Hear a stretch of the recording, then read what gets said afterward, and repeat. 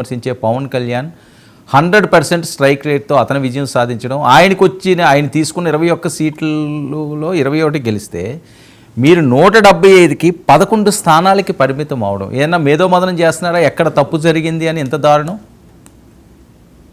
Party పెద్దలు కూడా మొత్తంగా దీన్ని ప్రతి బూత్ లెవెల్ నుంచి కూడా చర్చించడం జరుగుతుంది. దీని మీద మేధోమదనం జరుగుతుంది.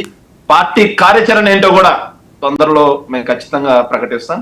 కాకపోతే బాధాకరమైన విషయం ఏంటంటే ఎన్నో దశాబ్దాలుగా ఇబ్బంది పడుతున్నటువంటి ఉద్దానం ప్రజలకి మేము హీరామండలం ప్రాజెక్ట్ దగ్గర నుంచి దాదాపుగా 200 కిలోమీటర్లు పైపుల ద్వారా వాటర్ తీసుకొచ్చి ఉద్దానం ప్రాంత ప్రజల సమస్యను తీర్చడం, అలాగే కిడ్నీ రీసెర్చ్ సెంటర్ కూడా అక్కడ పెట్టడం ఉద్దానం ప్రాంత ప్రజలకు నచ్చలేదు. శ్రీకాకుళం ప్రాంతంలో మూలాపాడు పోర్టు కట్టడం కానీ, లేకపోతే బుడగడ్లపాలెం ఏదైతే ఉందో ఫిషింగ్ హార్బర్ కట్టడం వాళ్ళకి నచ్చలేదండి. విజయనగర ప్రాంతంలో భోగాపురం ఎయిర్పోర్ట్ ని శరవేగంగా మేము నిర్మాణం చేస్తా ఉన్నాం. దాని ద్వారా విజయనగరం రూపురేఖలు మారిపోబోతుంది. అది నచ్చలేదు అనుకుంటా దాదాపుగా ప్రజలకి.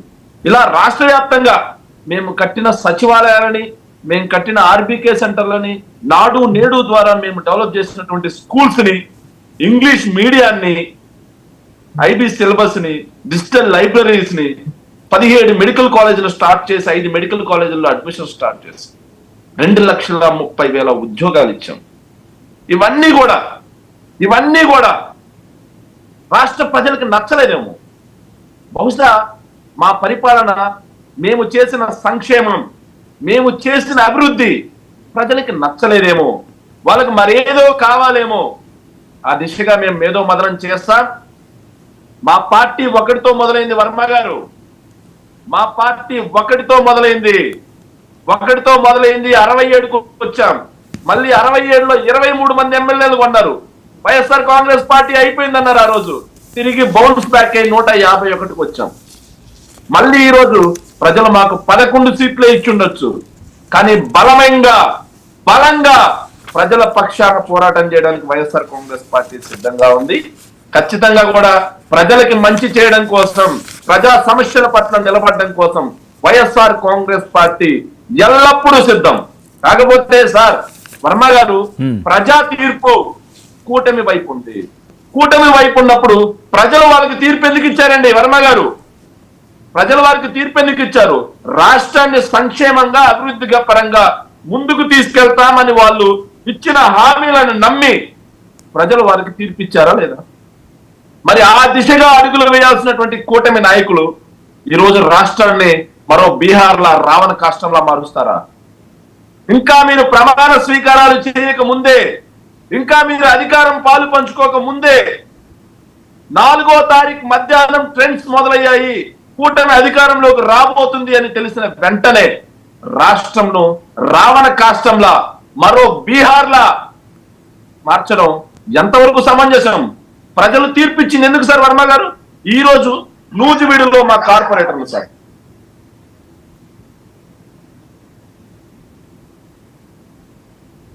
చూడండి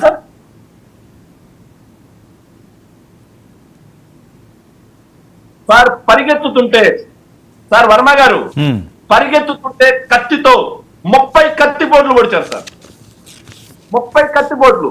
పోలీసులు పక్కనే ఉండి చోద్యం చూస్తున్నటువంటి దౌర్భాగ్యం. ఏదైతే శ్రీకాళహస్తిలో ఏదైతే మా ప్రభుత్వం ఉన్నప్పుడు వాలంటీర్ గా పనిచేసేటువంటి ఒక దళిత సోదరుడి మీద, వాళ్ళ ఇంటి మీద దాడి సార్. ఇల్లు మొత్తం పగలగొట్టారు.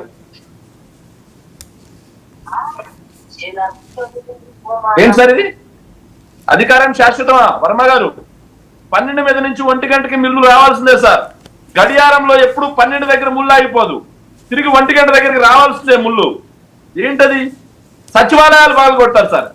సచివాలయాలు ప్రభుత్వ ఆస్తి, అదేమన్నా వైఎస్ఆర్ కాంగ్రెస్ పార్టీ ఆస్తి? సచివాలయాలు పగలగొట్టడం ఏంటి సార్? ఇంత అరాచకమా? చూడండి సార్, సచివాలయం మొత్తం ధ్వంసం, లోపల ఫర్నిచర్ తో సహా.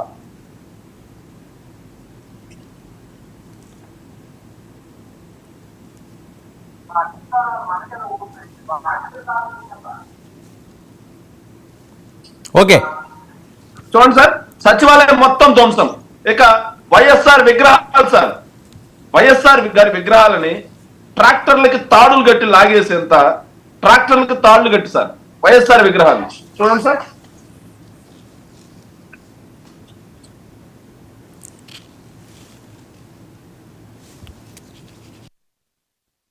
మేము అధికారంలో ఉండగా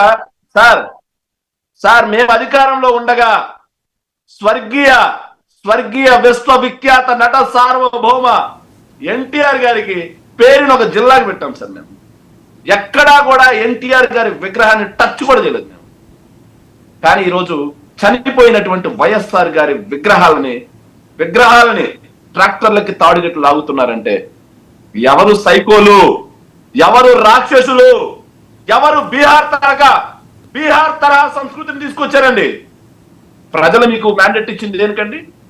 ప్రజలు మీకు మ్యాండేట్ ఇచ్చింది పరిపాలన మంచిగా చేయమని చెప్పి, సంక్షేమం మంచిగా చేయమని చెప్పి, వైఎస్ఆర్ కాంగ్రెస్ పార్టీ కంటే కూడా మెరుగ్గా మేము పెన్షన్ ఇస్తామన్నారు. 7,000 రూపాయలు జూలై 1వ తారీఖున ఇస్తా అన్నారు. దాని గురించి ఆలోచన చేయండి. వైఎస్ఆర్ కాంగ్రెస్ పార్టీ అధికారంలో ఉండగా 2,30,000 ఉద్యోగాలు ఇస్తే మీరు 20 లక్షల ఉద్యోగాలు ఇస్తాం ప్రభుత్వ రంగంలో అన్నారు. దాని గురించి ఆలోచన చేయండి. ఉద్యోగం లేనటువంటి వాళ్ళకి నిరుద్యోగ భృతి 3,000 రూపాయలు ఇస్తామన్నారు. దాని గురించి ఆలోచన చేయండి. 18 సంవత్సరాలు నిండినటువంటి ప్రతి ఆడబిడ్డ పేరున 1,500 రూపాయలు చేస్తా అన్నారు. దాని గురించి ఆలోచన చేయండి సార్. ఎంత దారుణం అంటే వర్మ గారు, ఎంత దారుణం అంటే గుంటూరులో సార్ పవన్ కళ్యాణ్ గారు ఏదైతే చాగంటి కోటేశ్వరరావు గారు లాగా ప్రవచనాలు చెప్తారండి. వైసీపీ సైకోలు, వైసీపీ గూండాలు, వైసీపీ రాక్షసులు, పులివెందుల సంస్కృతి, రాయలసీమ సంస్కృతి అని చెప్పే మాట్లాడే పవన్ కళ్యాణ్ గారు ఈ వీడియోను చూసి దాని గురించి స్పందించమని చెప్పండి సార్. రెడ్డి అని హాస్టల్ పేరు మీద ఉంది అని చెప్పేసి గుంటూరు లక్ష్మీపురంలో ఒక హాస్టల్ పేరు మీద రెడ్డి హాస్టల్ పేరు మీద ఏదో రంగారెడ్డి ఏదో పేరు ఉందని చెప్పి ఆ హాస్టల్లో చొరబడి సార్ ఎంత అంటే ముసలాయన సార్, ఆయన 50 years అబవ్ ఉంటాడు. ఆయన్ని బయటికి లాక్కొచ్చి కొట్టి కాళ్ళు పట్టించుకొని జై జనసేన అనేదాకా ఒప్పుకోకుండా జై జనసేన అనిపించి హాస్టల్లో ఫర్నిచర్ మొత్తం ధ్వంసం చేసి వెళ్ళిపోయారండి. అంటే రాష్ట్రంలో రెడ్డి కులం ఉండకూడదాక? రాష్ట్రంలో రెడ్లు బ్రతకడానికి హక్కు లేదా అధికారం పోతే? ఎవరు సార్ సైకోలు? అధికారం చేపట్టక ముందే సార్ వర్మ గారు మీకు సంగతి తెలుసా? నేను ఏనాడు సోషల్ మీడియాలో కానీ లేకపోతే మెయిన్ స్ట్రీమ్ మీడియాలో కానీ విధానపరంగా మాట్లాడాను కానీ ఎవరిని కూడా ఏ ఒక్కరిని వ్యక్తిగతంగా దూషించలేదు.